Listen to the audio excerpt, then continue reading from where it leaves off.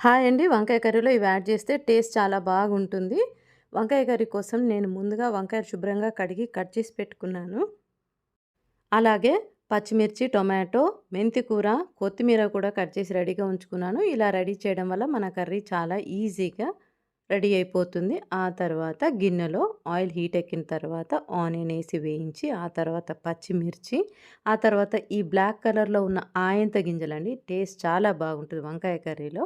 ఆ తర్వాత మెంతి కూర, అల్లం వెల్లుల్లి పేస్ట్ ఏసి కలిపిన తర్వాత మనం కట్ చేసి పెట్టుకున్న వంకాయ ముక్కలు యాడ్ చేసి బా పసుపు, సాల్ట్ ఏసి ముక్కలన్నీ చక్కగా కలిపిన తర్వాత కాసేపు మూత పెట్టి ఒక 3 నిమిషాలు మగ్గనివ్వాలి.